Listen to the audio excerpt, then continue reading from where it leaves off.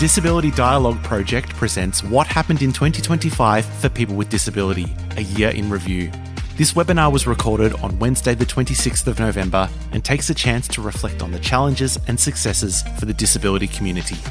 Co-hosted by Todd Winther and Kelly Treloar, this event features guests Nas Campanella, the ABC's National Disability Affairs reporter, Natalie Wade, Associate Commissioner at the NDIS Quality and Safeguards Commission, and Carly Wallace, the Director of the Disability Dialogue.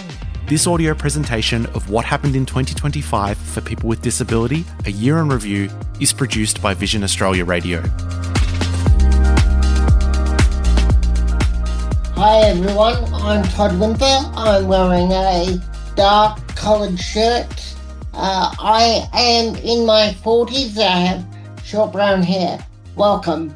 I am an NDIS subject matter specialist at Disability Services Consulting. I would like to welcome you back for another open dialogue.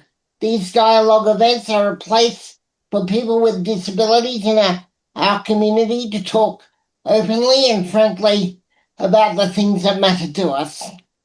This is our last open dialogue event for the year, so today is all about looking back at 2025 and reflecting on some of the big moments for our community, as well as what we're talking about next. But before I get into it, I'd like to begin by acknowledging the traditional custodians on the land in which we gather. I'm joining you for the Turrbal and Yagara lands in Brisbane. I recognise their continued connection to the land and the waters of this beautiful place and acknowledge that they never ceded sovereignty. I want to pay respects to elders and ancestors and any First Nations peoples here today. Thanks, Todd. Hi, everyone. I'm Kelly Treloar. I'm an autistic and physically disabled policy and advocacy specialist. I'm particularly interested in the rights of First Nations people with disability. I'm a feminine presenting person, 50 years old. I've got dark red hair, wearing bright green glasses, some really fabulous earrings, which are red, orange and yellow, and wearing a black top. I'm joining you from Ghana country today, and I'd like to pay my respects to elders past and present and acknowledge that this always was and always will be Aboriginal land. So just in case anyone's wondering, we do a visual description of ourselves so that people who are blind or have low vision know who is speaking and what they look like. And it's just a part of making meetings and events accessible for everyone as much as possible. So for those who have not been to one of our events before, welcome. This open dialogue is designed to be inclusive, accessible, collaborative, respectful, and importantly, fun. I do need to give a big shout out to our partners. So DANA, Disability Advocacy Network Australia, Inclusion Australia, Alliance 20, and the Melbourne Disability Institute. We are funded through an Information Linkages and Capacity Building, which is an ILC grant, was from the Department of Social Services, but has now gone to an acronym that I can't remember with the Health Department. So now we do have just a little bit of housekeeping today to make sure that everyone has an idea of how today will go. We really want to create a safe and open and inclusive space for everyone. So firstly, as part of that, AI tools are not allowed. We know they can be a useful tool for people with disability, but we also want to protect everyone's privacy. We will be uploading a transcript to the event page just shortly after this event is over, and we'll also send it to you via email. Secondly, we try really hard to stick to time to make sure that we hear from all of our guests and have time to hear from you, our audience members. This means we might have to interrupt and move things along sometimes, and I promise you we're not being rude. We do encourage you to have your camera on if you're comfortable with that, so that we can feel like we're sort of in the room together, but we also acknowledge that for some people they may need to or want to have that off, and that's completely fine too. And we're going to be collecting all of your comments and questions in the chat throughout the event, and may even invite you to ask your question on the microphone if you would like to. So it's been another really big year for people with disability and our community.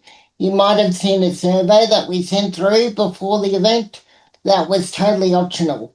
So don't worry if you didn't get to it.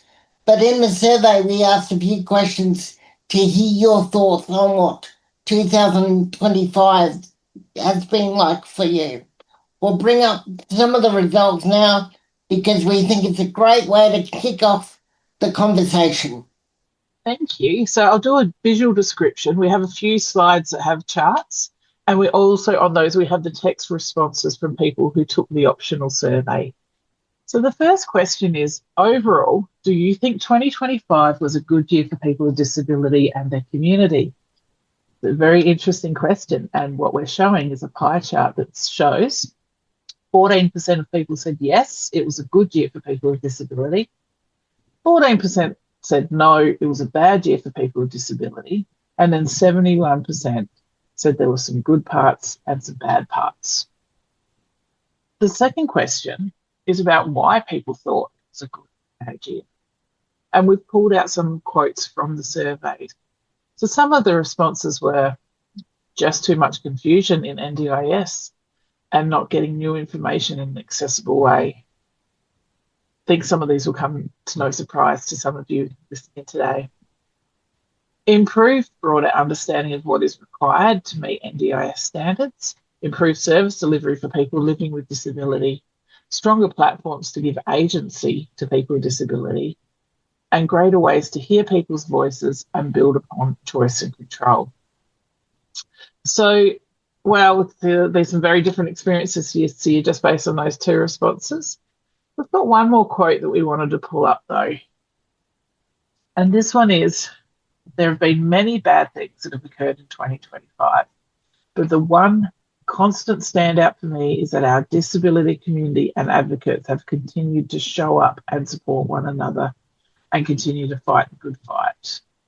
And I think that's really true. I know from my experience in the disability community, I just truly think there is so much strength and resilience in our community, and we do show up for one another time after time after time, even when we shouldn't have to.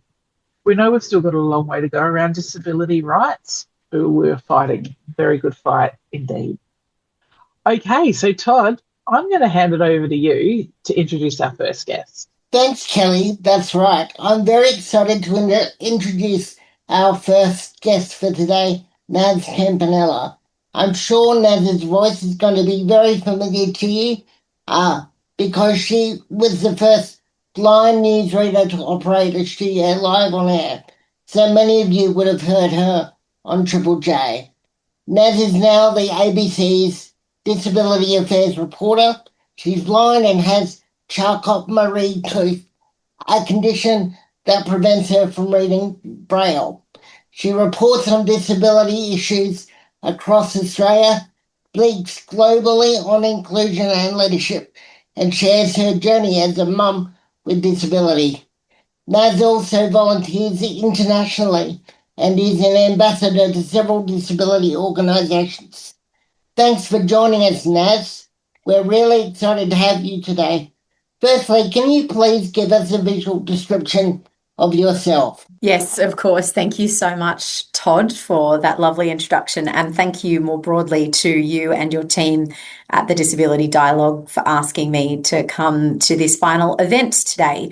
I'm thrilled to be here with you all. I want to start by acknowledging the traditional owners of the land that I am on, the land of the Gadigal people of the Eora Nation, and pay my respects to elders past, present, and emerging. In terms of an audio description of myself, I am a white woman in her now approaching late 30s. I have shoulder-length dark brown hair. I am wearing a black and white dress with some floral print on it, and I have a very boring background behind me. I do apologise. So that's who I am. So let's get into it, Nas. In your role as a journalist, you do an incredible job of shining a light on some of the challenges that people with disability face. Can you tell us about some of the challenges you've reported on this year? Yeah, I think it's probably an understatement to say that it has been a challenging year for the disability community, Todd. I think a couple that really stand out to me was the announcement around the Thriving Kids program. I think a lot of people felt that they were taken by surprise by that announcement. I think there were also a lot of people who felt that it was a really good thing that for too long there has not been an alternative for people who don't necessarily need to be within the NDIS, that really within the states and territories there has been no services for people with disability. And so I think on one hand, there were some people who felt really confident that this could be that next step and that hopefully it would mean some support outside of the scheme that was very much long overdue. But I think what people needed was to know more about the plan, to have a reassurance that they weren't going to be left in the lurch, that their children and their loved ones were not going to be left in the lurch. And also that really ultimately people with disability, I found in speaking to people and their families, they don't actually care where the services come from. They just want to know that if and when they do need them, that they are there, that they're accessible, they're inclusive, that the people running these services are fully trained in disability awareness, and that the services aren't going to be a one-size-fits-all approach, that they will be still a tailored approach for individual circumstances. But really, I think ultimately what people want out of Thriving Kids and about the future of disability, whether it's the care sector or children's services, daycare, schools, whatever it is, that nobody will be left behind and that the only option will not be the NDIS.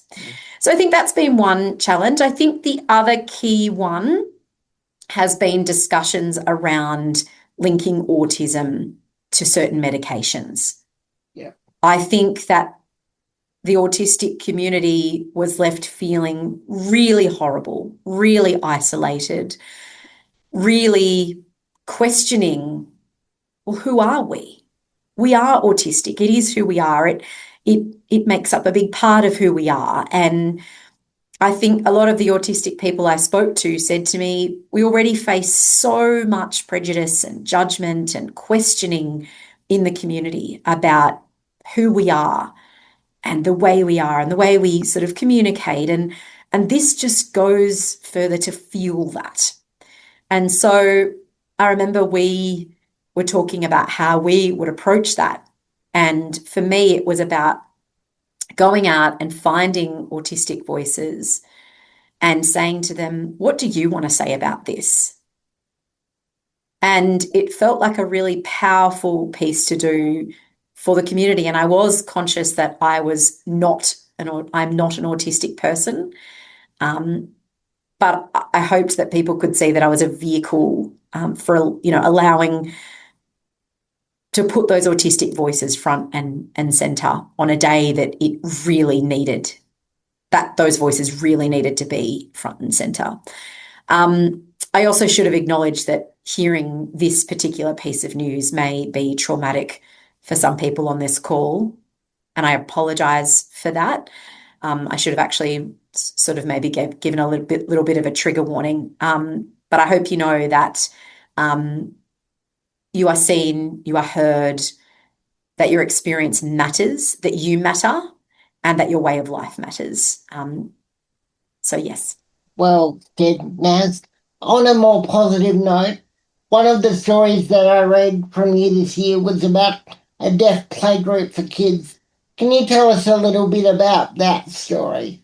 Yeah, I think we shouldn't shy away from the fact that there are really positive stories out there. While I mostly hear about the negative, I tend to have a really strong philosophy that I do one story that needs to be done, and then I do a story that is positive, or in my words, a story for me, because it's just as important to look after my psyche, because I am hearing about lots of really traumatic and sad stuff every single day. So for me, my rule is I do one story that needs to be done, whatever that looks like, and then I do a really nice story. And one of the goals I had this year was to elevate the deaf and deafblind communities.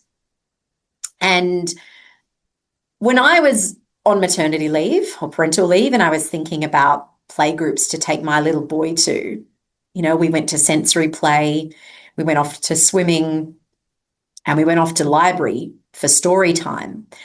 And one of the things that I thought about was, how do mums who are deaf bring their kids along to these things when there were no Auslan interpreters and rarely even something as basic as a hearing loop available?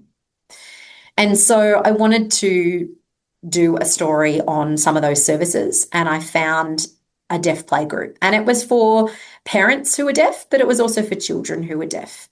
And the story was much broader than that. I wanted to look at, what is deaf culture? Why is it so important? How does it work? And I found the most beautiful case study. I found a hearing couple who had 2 daughters, and their eldest daughter was hearing, but then their second daughter was born deaf. And they had made the decision that because their daughter was born deaf, it was her birthright to remain part of the deaf community. And they had decided to foster a bilingual approach, because in the mum's words, if we were going to ask our daughter to meet us halfway and have cochlear implants and try and speak, we need to make sure that she always has access to Auslan, so that when she gets older, she has the choice as to what language she wants to use and the kind of approach she wants to take. And so I spoke to lots of different people, including deaf people, about what deaf culture was and the need to instill in parents that it's about choice for their children.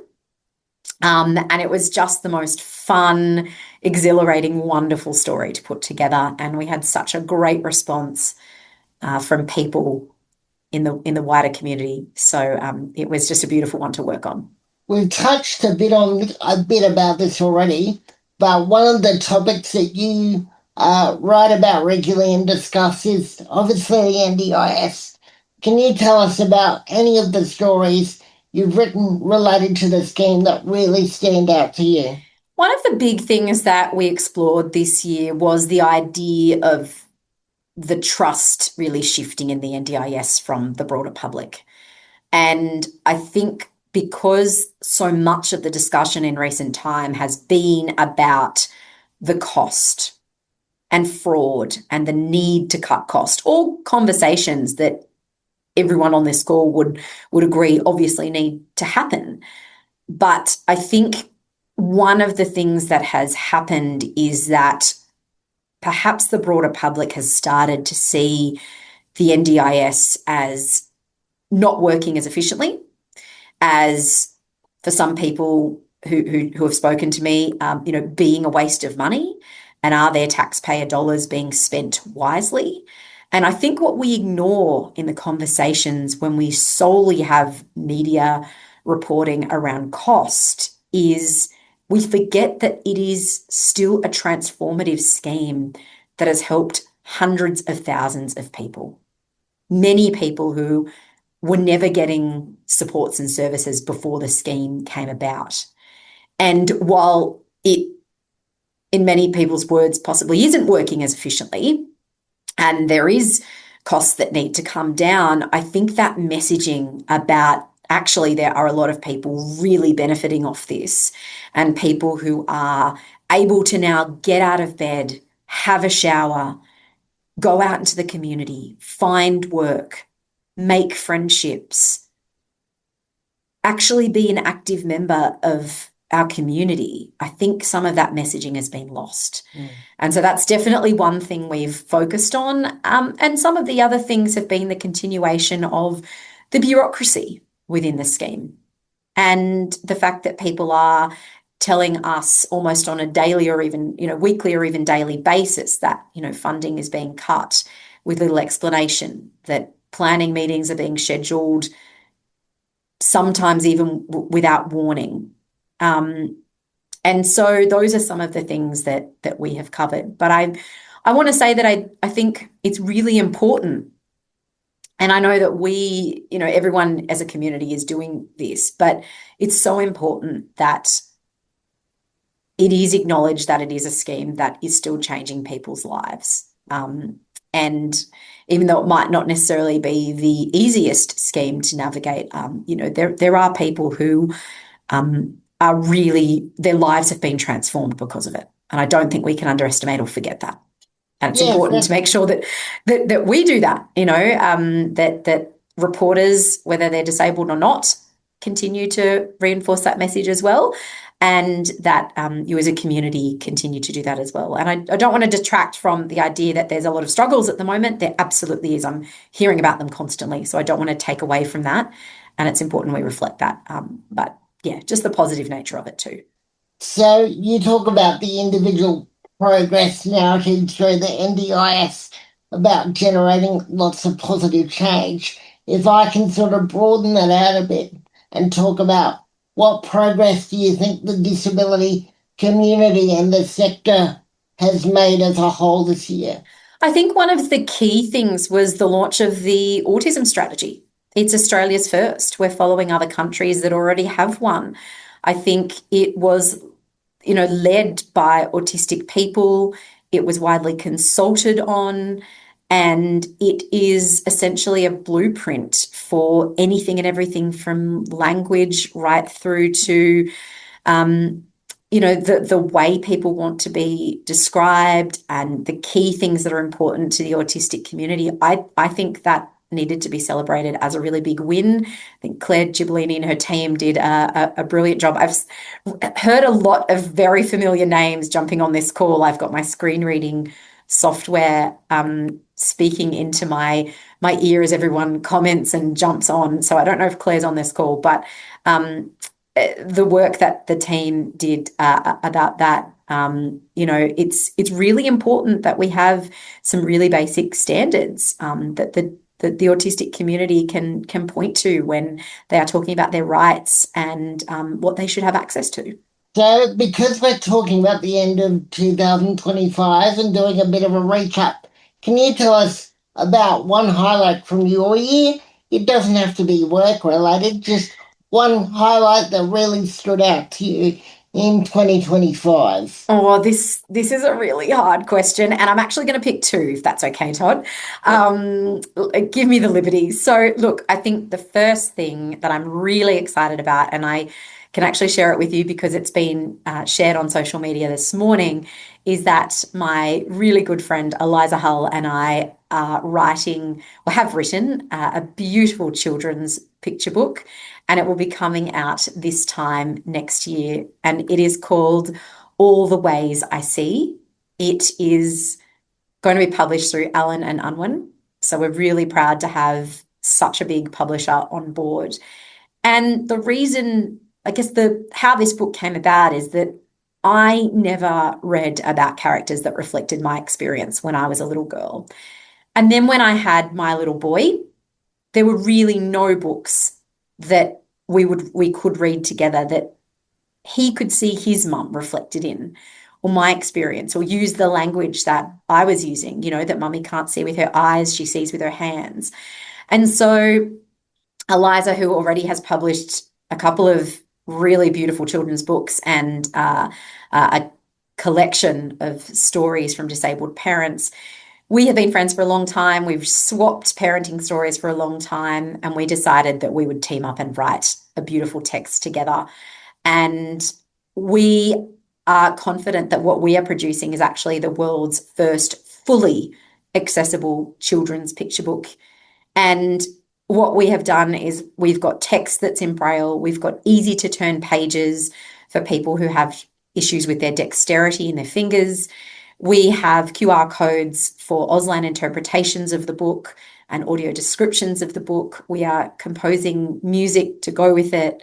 And we're trying to make sure that we kind of tackle two things in this book.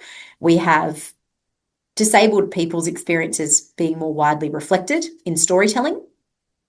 But then we hope that anyone will read the book and non-disabled people will be able to start conversations with their children or among themselves and their communities to have some more broader conversations about disability and the way that we live our lives. Sorry, that was a very long-winded way of explaining that we basically have a book out next year. No, We're so excited.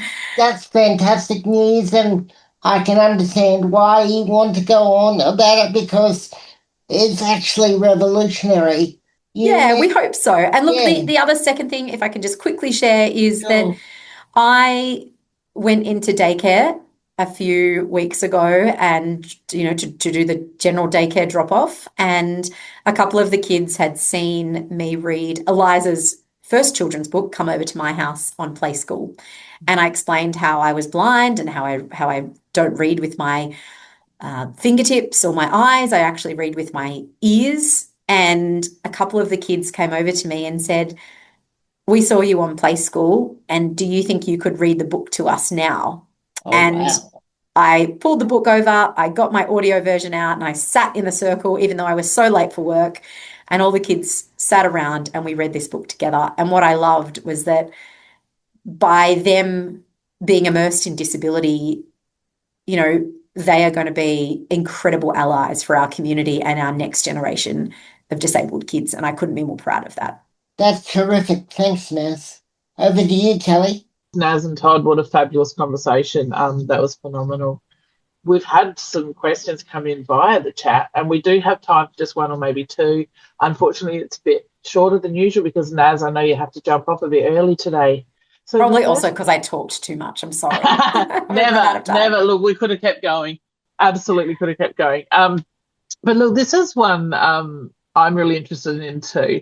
So you're the disability, as most of us know, you're the disability affairs reporter at the ABC, which is a national news service and goes beyond that. Your stories reach hundreds of thousands of people. How do you feel about that level of responsibility? Oh, I don't take it lightly. I never have. I've never taken this position for granted. It is a huge responsibility, but it's also a huge privilege. Like, I pitched the idea for this disability affairs round, and I did it because at that time in 2019, the Disability Royal Commission was, really getting underway, and I wanted to ensure that us as an organisation, that we did that reporting justice. And, other reporters would have done a really good job, but this needed an extra level of care and attention and empathy.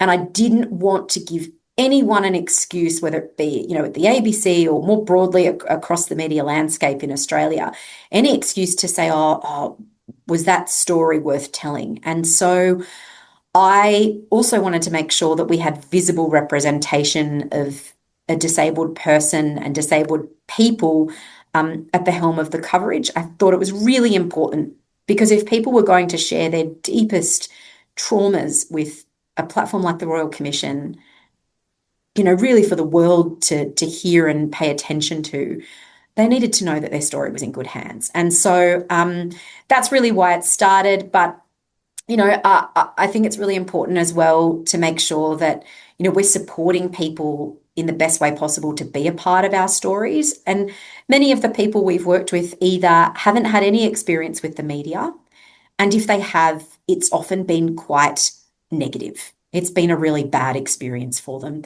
And so part of the job, actually a very big part of the job, is really about the people skills. It's about making sure that if someone's part of our story and they agree to be interviewed, do they know what an interview will look and feel like? Do they know who the members of the crew are going to be that turn up to their house? Where are they going to stand? What are they going to be doing? We create storyboards for people who need it. We might sit on a couple of Zoom coffee catch-ups with people so they get to know us and trust us. We might, I've actually been known to kind of get my producers down on all fours to measure the doorways and spaces in our studios to make sure that if someone's coming in a powered wheelchair, that we don't have that awkwardness of, sorry, we've got to find another studio because your chair can't fit in here. Actually, we need to do that work beforehand so that we can make sure our studios are fit for purpose. And so look, I will say that I'm an expert in 2 disabilities, and they're my own. I don't pretend to be an expert in anybody else's. That's why I'm the journalist who is asking you all about yours. And I won't always get it right. There have been times where I've had lots of emails from people saying, why did you use that photo? Or that language was off, or whatever. But more often than not, I'm happy to report that the experience has been really positive for people. So look, in short, I don't take it for granted. It is a big responsibility. I don't always get it right, but I try. And this community will no doubt continue to keep me in check. No doubt either. And look, thank you for also bringing up about the DRC. I know there's myself worked on it, and there's a few people in the room. I saw Alistair McEwen earlier, and obviously yourself and Natalie that's coming up next. And just your coverage of that, I think, was absolutely critical. So thank you so much. Look, we understand we're running short of time now, and we understand you've got to head off for a story. So thank you so much for joining us today and sharing both those stories, but also those critical insights with us today. Thank you to everyone so much for having me. Really appreciate it. And I know we're only 5 weeks away, but if you celebrate, Merry Christmas, and otherwise, I hope everyone has a safe and happy break. So now I'd like to introduce our next guest, Natalie Wade. So Natalie is regarded as one of Australia's foremost disability human rights lawyers. She's currently the Associate Commissioner of the NDIS Quality and Safeguards Commission, following her role as founder and principal lawyer of Equality Lawyers. Welcome, Natalie. Thanks so much for joining us. Could you please give us a visual description of yourself? Good afternoon, everyone. I am a white woman with shoulder-length brown hair, brown cat-sized glasses, and a teal and white scarf, and I'm sitting in my electric wheelchair at my desk in my office. Very boring. And where are you located? And what country? Yes, thank you for asking. So I'm really privileged to be coming to you today from Ghana country, and I pay my deep respects to elders past, present, and emerging, and would like to acknowledge any First Nations people that are with us today. So first off, can you tell us about what you do as the Associate Commissioner at the NDIS Quality and Safeguards Commission? Thanks so much for asking. I think there's probably a really official answer to this, and then there's going to be the version that I thought I might share with you all today, which is not contrary to the official version, but perhaps I can add a little bit more colour and movement to the role. So I was appointed as Associate Commissioner at the same time that Louise Glanville was appointed as Commissioner. So we developed a bit of a co-leadership model where we stand together and lead the NDIS Quality and Safeguards Commission, which, as you all know, is the national regulator for NDIS supports and services. So I guess, so my role by way of, position description is one that is firmly focused on strategic leadership, and several of our divisions report into me and I provide oversight to them and this sort of thing. But I thought it might be a little bit more interesting to share a bit of a week in the life of, rather than just running through the PD, which you can access online, or you might have to write. Anyway, never mind. And so my weeks look a bit like this, everyone. I spend quite a lot of time meeting with external stakeholders, and external stakeholders at the Commission are quite varied. So we sit in the portfolio of the Commonwealth Australian Public Service, which delivers the NDIS. So in the portfolio, there's us at the Commission, the NDIA, and then the Department of Health, Disability and Ageing. And the three bodies make up the whole, and we all work quite closely together. And so I meet quite a lot with my colleagues and peers at the agency and at the department. I spend a part of my week meeting with the minister and telling her a little bit about what the Commission is up to, with Louise as well. I also spend some parts of some weeks meeting with often CEOs of providers and large industry peak bodies, whether they are from the provider side, like the National Disability Services, or from the disability community side, organisations like DANA or AFTO, or any of the DROs. And so making sure that there are opportunities and time for us to share ideas and share insights, but also have time to ask each other questions and share concerns that might be arising. Then I spend some part of my week with our internal teams. So internally, our legal division reports to me. So many of you may have known me in previous lives as a lawyer. So I continue to be a lawyer at the Commission. And in addition to being Associate Commissioner, I'm Chief Legal Counsel here. And so I spend some time with our lawyers, and then I spend some time with our practice quality division, who deliver our behaviour support function under the Act. So yeah, it's really quite varied. I also do quite a bit of public speaking and engagement across sector and community. So yeah, it's really, I guess, varied, and there's certainly no day that's quite the same. And there's a lot of work that goes in to supporting Louise and I in our roles from our teams and from the Commission more broadly, which is really fabulous. Yeah, absolutely.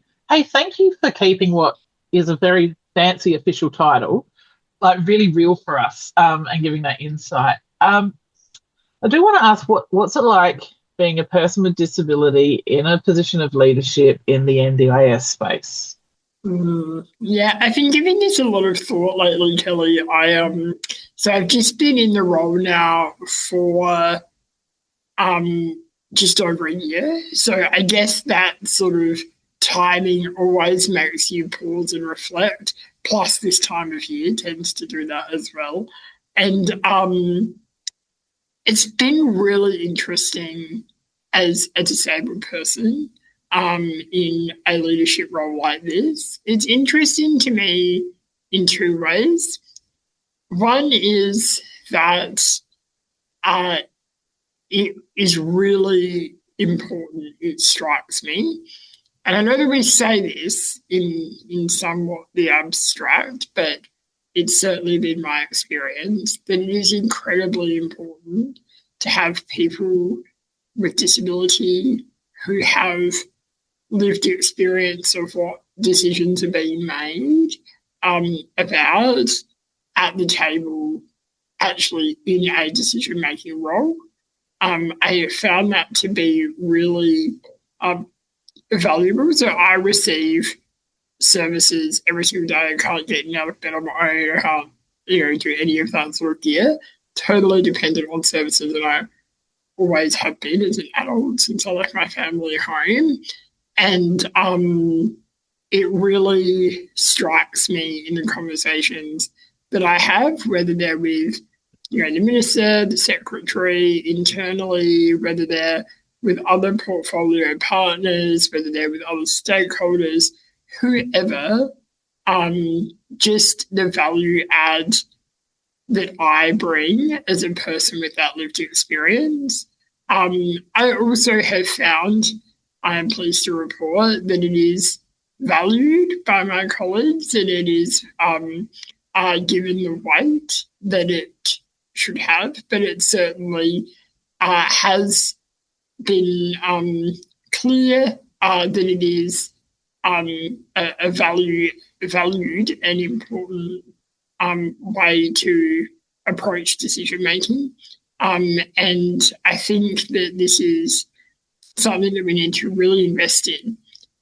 My other sort of reflection on the flip side is that having a leadership role in the Commonwealth, which is where, as you all know, the NDIS is driven from the Commonwealth public service and also the government more generally, that having a disability that impacts on your everyday life, the way you get around or the way you organise your day, is certainly something that requires accommodation in these sorts of roles.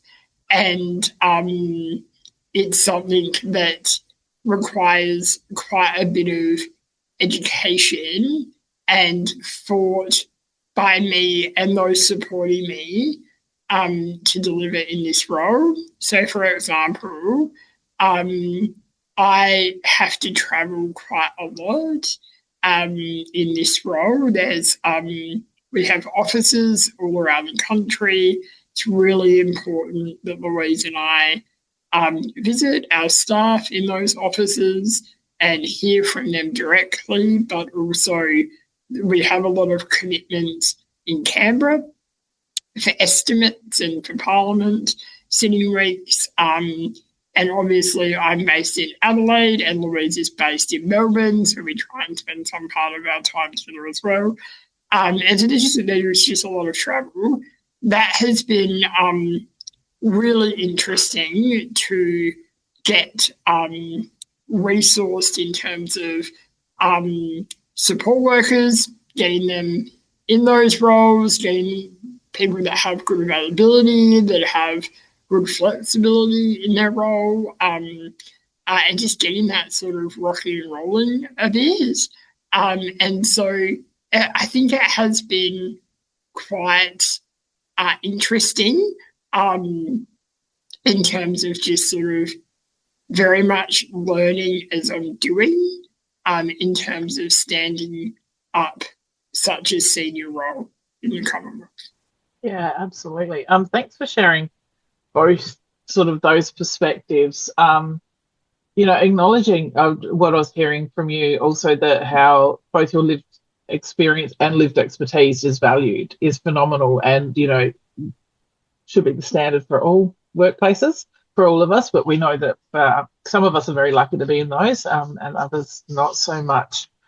Just going to move on. Can you tell us about one of the big things that you've worked on this year? Yeah, absolutely. So we've done a few really big pieces of work, and I probably can't start this question without acknowledging that maybe as we speak, if not very shortly, the Minister is introducing the Integrity and Safeguarding Bill into the Parliament, and that will see new and also increased powers for the Commissioner to use to strengthen the integrity within the NDIS market. And that's such a huge day for the Commission and its people, and also for providers and people with disabilities. So it's a pretty big piece of work that is literally probably happening right now as I'm speaking. But something else that has been achieved this year is that the Commission, when Louise and I got here, did not have a disability action plan. And it was one of the first decisions that we made as a leadership team to have that put in place. And we were incredibly proud to have the erudite Jax Brown, who's here today, I can see, launch that disability action plan this year. That's a really important piece. The Commission has quite a significant proportion of its staff that identify as having a disability or neurodiversity, but also 50% or 49% of our staff identify as having as being carers. And so we have this really rich representation of disability in our workforce, either by direct lived experience or it's in their world in a way. And so having a disability action plan that will drive the systems and structural response to inclusion in this place was hugely important. I'm really proud that we have done that. So you should be. I said big things. Both of those are like phenomenally life-changing, really. Mm-hmm. All right. So finally, I don't know, we've just spoken about some of your work highlights, but could you also tell us, is there another highlight of your year? Certainly don't want to put any words in your mouth, but, I know there was a little person that made, came into the world. So that you could choose that, or you could completely choose something else. Well, I feel like you want me to choose that, and so I will very gratefully take the offer.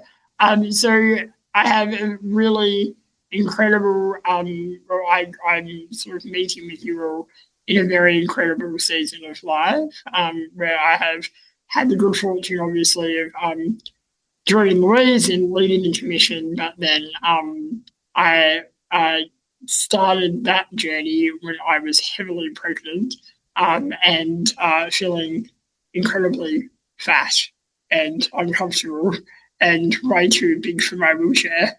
And then had little Monty in December last year. So he has sort of is as old as my tenure as Associate Commissioner in a way, which is just such a unique experience to be holding a significant role in the Commonwealth while raising this like very little baby for most of the year.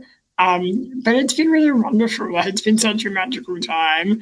I'm sure there are lots of parents with disabilities in the audience today. It's such, I think, a unique experience to parent with a disability.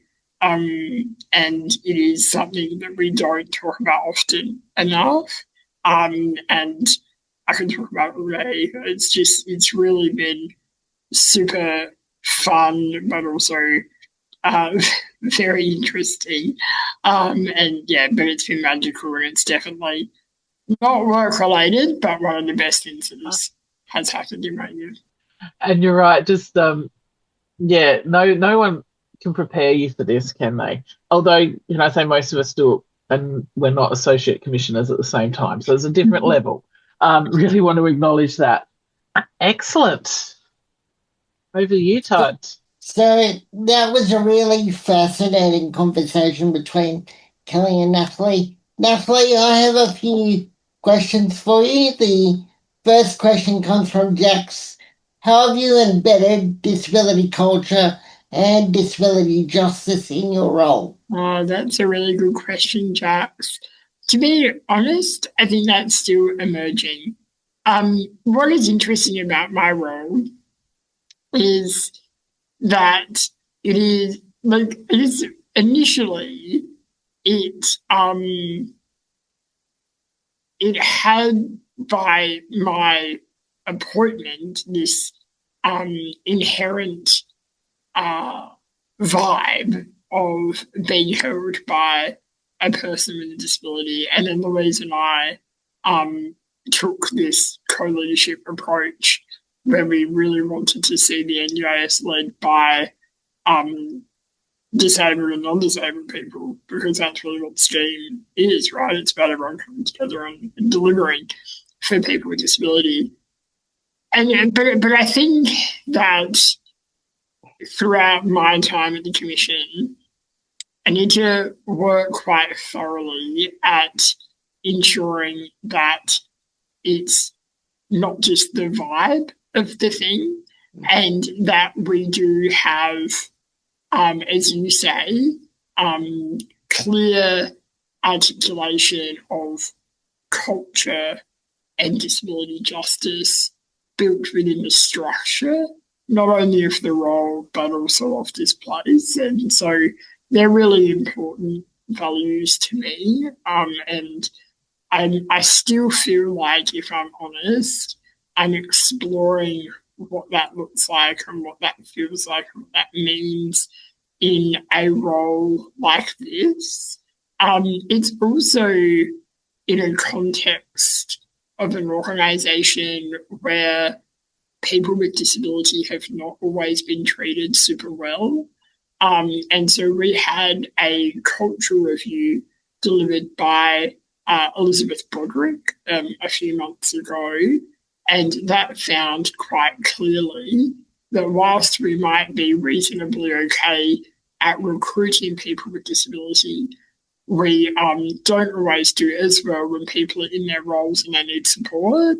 And so I think that there is a really important piece for me to do. And to be honest, I feel I will do it with community and not just on my own, to really ensure that disability culture and justice are reflected in the structure and systems of the role, but also the Commission more broadly.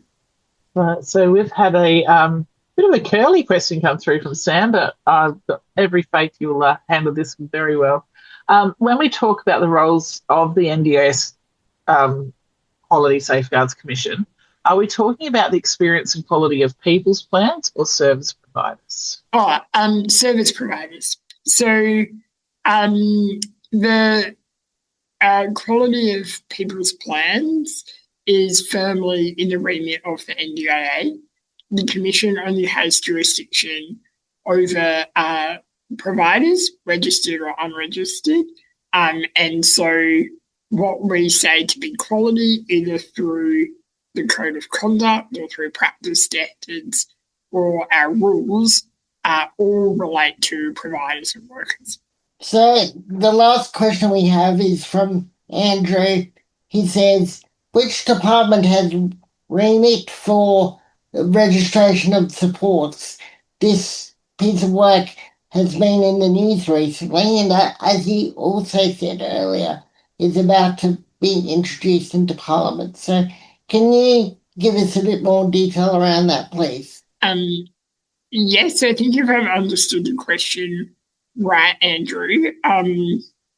So the Commission is responsible for providing a registration scheme. So we are the registration body that providers have to register with. And there are some mandatory areas of registration like behaviour support or SDA. And there's been a lot of conversations, as all of you have been a part of, around what mandatory registration might look like going forward. So we're responsible for the actual registration scheme, and by the requirements of the NDIS Act, we have a registrar within the Commission who delivers that statutory scheme. But if your question is more sort of who decides if there's mandatory registration or not, the government decide that. It's a decision entirely for the government. And the Department for Health, Disability and Ageing provide policy advice to the government on what registration might happen or might look like. Does that sort of answer your question? Yeah, but we all work quite closely together, and certainly the Commission is significantly involved in conversations around registration. And Louise and I have been quite clear on the record that there needs to be visibility of disability support services. So Jax has another question, which we actually have just enough time for. Sorry, it's Kelly speaking. And the question from Jax is, I'm also really interested in how you work sustainably or sustainability in your role. How do you have disability leave entitlements at your work? Yeah, that's a really good question, Jax. It's something I've been thinking about a lot. So this is also a bit iterative for me. It's sort of a bit of a work in progress.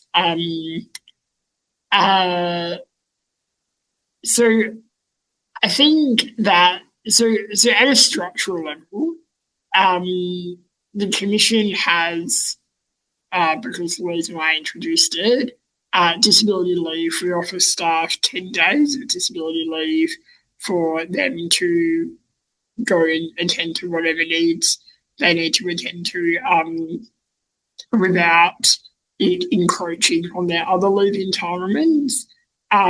So that is available to all staff. They don't need to provide any particular evidence of it, and they can just tell their manager, and that should just flow through. So that is an important structural lever. But in terms of me and how I sort of work it out, I think it's really been a matter of being quite clear with my colleagues about where I'm just going to have to bow out. Like, for example, I have care every night from 5 to 7, right? And if I don't have that, then I literally don't go to the toilet. It's probably not too flash for my health. And so, like, no matter sort of how busy it is or how many things are screaming urgent, like, we just all have to get on board with this idea that I need to be offline for these hours of the day. And I think just communicating and being very clear, which, to be honest, is a little harder than it sounds, I have found, because, you know, one does like to think that it's all very invisible and nothing really particular is needed. And, you know, I can just ignore, you know, what the reality of every day looks like. But yeah, I have found it to be an important sustainability feature to just be quite clear. And because a lot of my colleagues do not have lived experience of physical disability, they would have, like, not an intuitive idea of how long things take or what things actually look like to just get on the loo or to get dressed or to, you know, get to an event or this or that. And so, yeah, I think that it has been helpful as the year has progressed just to sort of be quite boldly, although kind of boringly clear about what this looks like for me. But also with things like travel, right? Like, Louise and I have had some really great conversations about, like, this is pretty intense if we design it in this way, ignoring that I'm in a chair, and I think we need to think about the design of it. And many of you know Louise, many of you are Victorians, and she's this very progressive thinker and is, so she probably leads those conversations a bit more than me, to be entirely honest. But, I think it is important because something that really does come to my mind after a year is I think that it is really critical that we do have disabled leaders in these roles, but we need to think very carefully and clearly about the sustainability of those roles. I think it's absolutely doable. I think I'm just learning a lot, and I don't know, in like some amount of time, maybe I can go on a podcast and be like, here's what my learnings and here's what we all need to know and this is how it can really work, because we absolutely need and want the NDIS to be led by people with disability and people without disability, but especially people with disability. Thanks so much, Natalie. We know you have to head off now on this historic day, as you mentioned, but we really appreciate you being here with us. Now we're going to take a 5-minute break before we are joined by our next guest, Carly Wallace, the Director of the Disability Dialogue. So grab a drink or whatever you might need, and we'll see you back here in 5.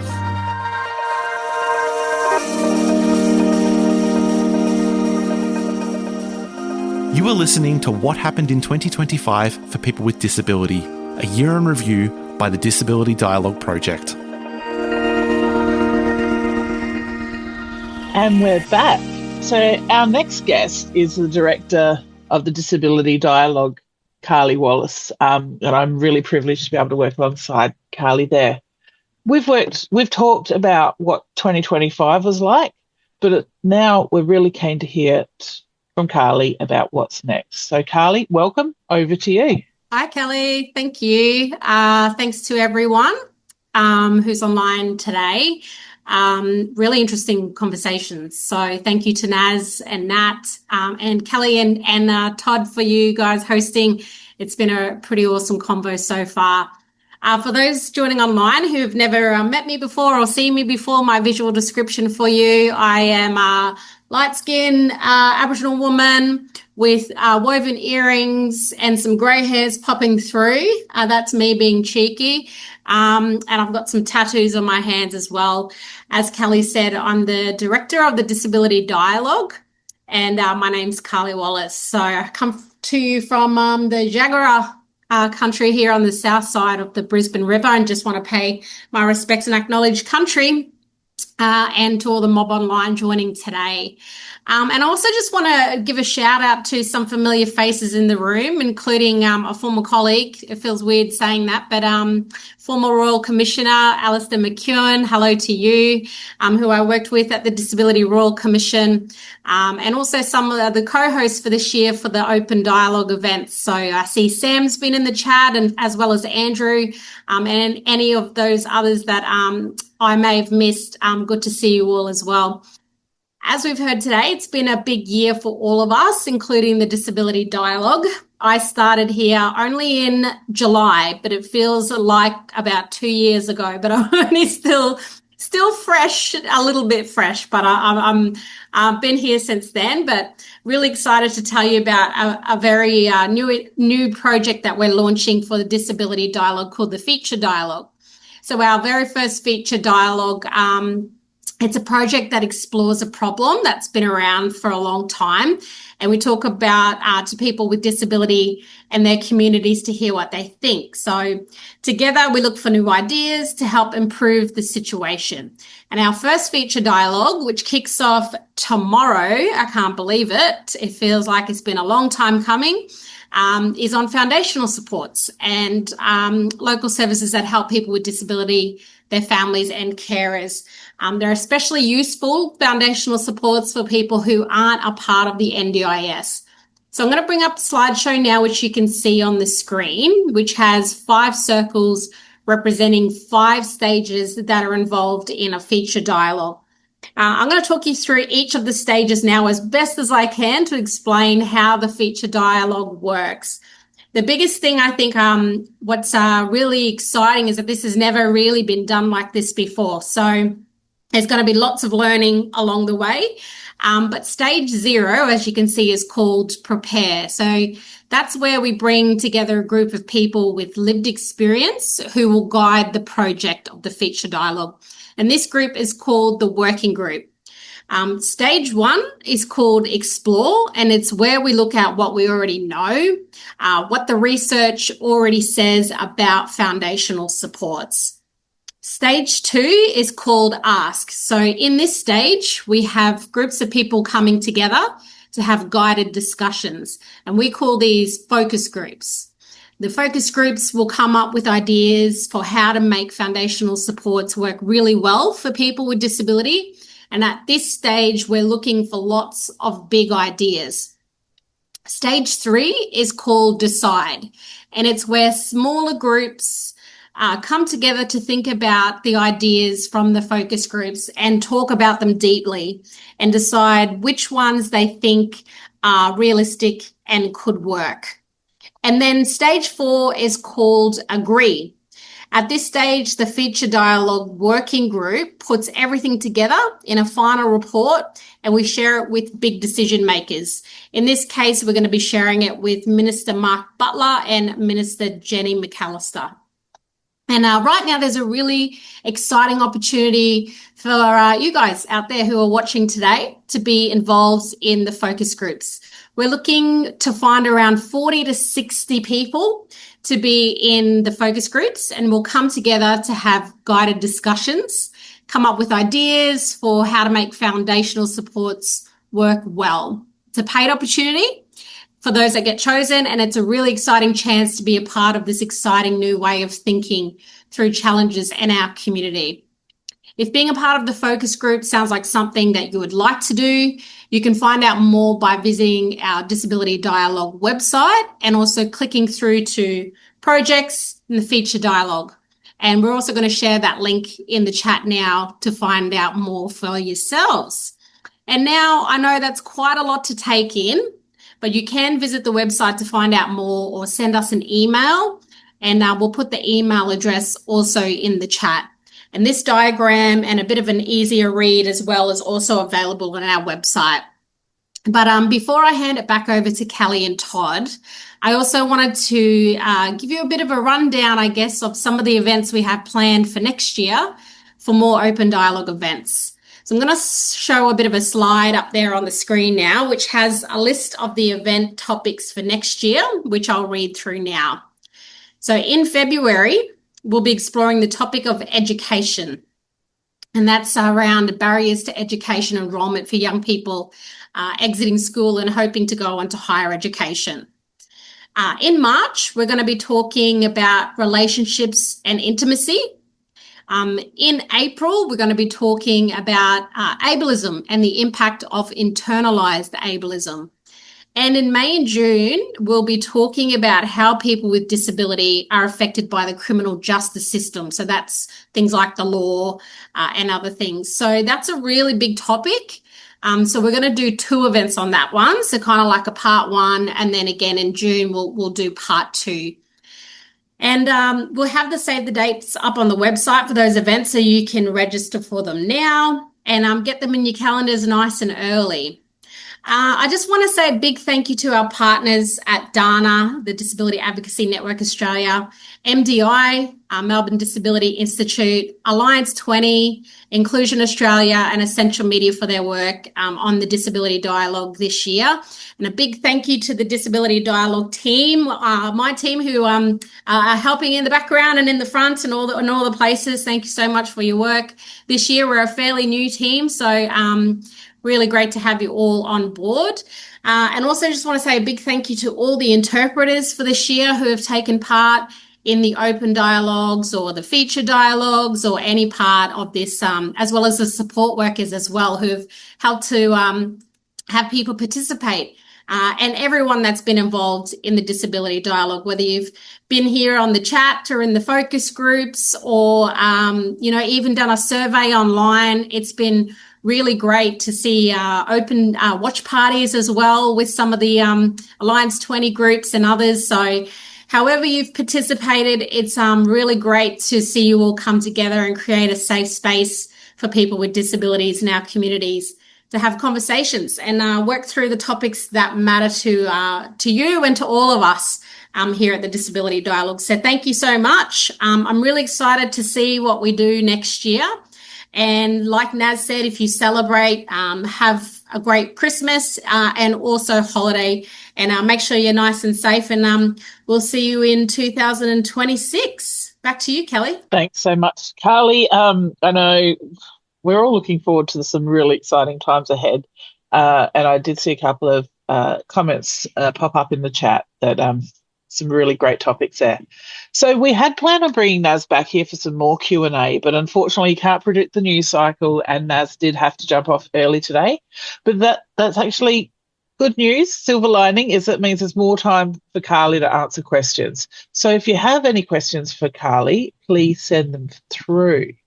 And I can see, so our first question for you, Carly, Are there going to be more feature dialogues after this one? And do we know what those topics of those future feature dialogues might be? Yeah, so we at the Disability Dialogue, we're going to be doing 2 feature dialogues. So they're kind of 6 to 8 month long-standing projects that we're looking at those really hard topics and unpacking them, like we just said, and coming up with solutions. So we do 2 of those a year.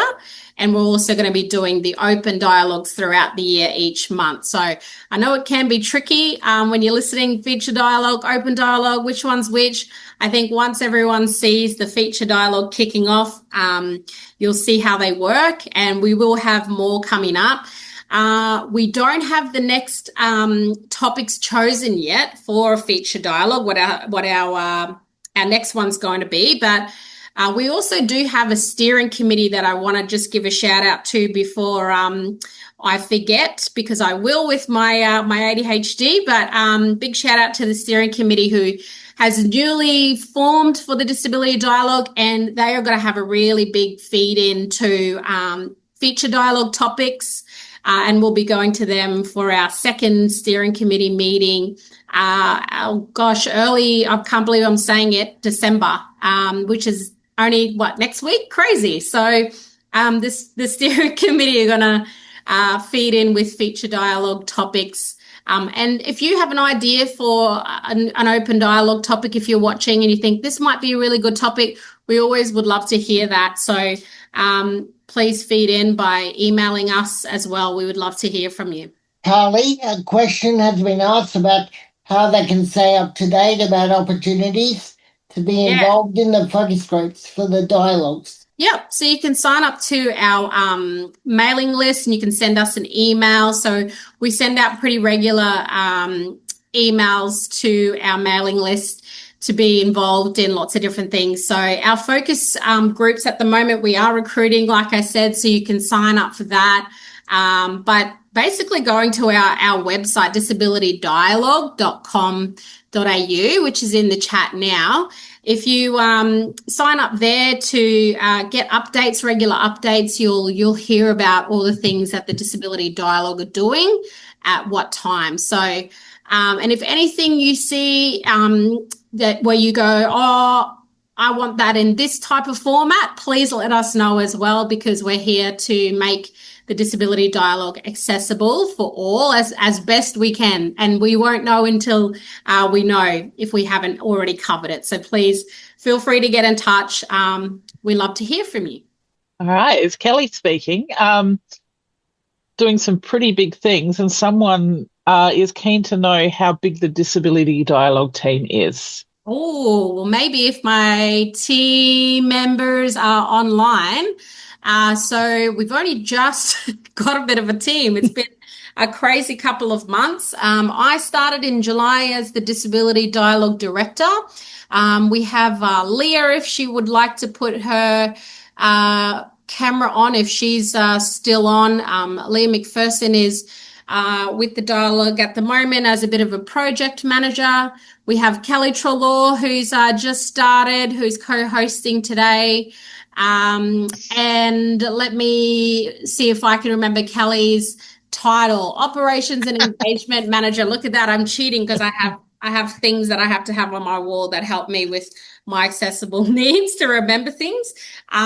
We also have Bernard Namok, if Bernard's on and want to give a wave. Bernard is our First Nations engagement lead for Queensland. He's based in Cairns, a Torres Strait Islander man. Also Nancy Bates, if she is online, if Nancy wants to give a wave. She's our First Nations lead in South Australia, based in Adelaide. And we also have Caitlin Hurley, if Caitlin's online. You also see her in the chat sometimes. Caitlin is our comms officer, doing a great job behind the scenes. And also Kelly Cox, who you all would have seen as well in other previous open dialogues co-hosting. And Kelly is our strategic partnerships and sector advisor. Basically, we're the team at the Disability Dialogue who works behind the scenes to make the Disability Dialogue happen, along with our steering committee, our partners, and all of you. Sam asks if the focus groups for the future dialogue are going to be online or in person. Yep, sure are. They're going to be online, Sam. So all the information about the feature dialogue, if you have any other questions, please feel free to email through, and someone can also get in touch with you if you have any more questions. But yep, they're all based online, which is really good for people's access needs in 25, almost 26. Thanks. And just before I jump into, as Kelly speaking again, our very newest disability dialogue person only started last week. No, I can picture your list of people and know you haven't updated it. I haven't with your pencil. Laura, I'm so sorry. Laura, as well, is in our access and inclusion role, and she's brand new, hence why she's not on my list on my wall. So I'm so sorry, Laura. I can't even keep count anymore of who's who, which is a great thing because it means we have a full team. So sorry, Laura. We love Laura. Now, Carly, we have asked all of our speakers today, so now it's your turn. What's been one of your highlights from 2025? Is it bad to say that I've been able to come to the Disability Dialogue and do some work? It has been a big highlight for me because I stepped out of the disability sector for probably the past year and a bit after some burnout, which happens. I know we all can experience that. And I took a bit of a break away from the sector, and then the role came up here at the Disability Dialogue, and my highlight has been coming back to the sector and actually working with people with disability again, hearing stories and advocating for people's human rights. That's what I love to do. So to be back in the space has been my highlight for sure. We're going to wrap things up now, so I want to take the opportunity to thank all our speakers for their time today. Nas, Natalie and Carly, they were all incredible to hear from. It's been a super interesting conversations, and like many topics of the dialogue, we could talk about this for so much longer than the hour and a half we had allotted. As we mentioned before, this is the last event of the year, but as Carly said, you can register for the first event of 2026 now, which is kicking off on Wednesday the 25th of February. We're still locking in guests, but if you register now, you can at least save the date in your diary and to be the first to know when the topic is locked in. We really look forward to seeing you next year at our event in February after a great break. So in the meantime, we hope you have a really lovely festive season and that there's time for some rest, relaxation and some fun. So thank you, everyone, and bye for now. Bye.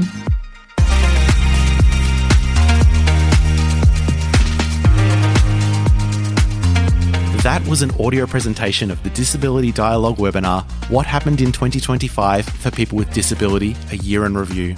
This project is a joint initiative of Dana, Inclusion Australia, Alliance 20 and the Melbourne Disability Institute, and is funded through an Information Linkages and Capacity Building ILC grant from the Department of Social Services, DSS. For more information on this initiative and upcoming events, visit disabilitydialogue.com.au. This has been an audio presentation produced by Vision Australia Radio.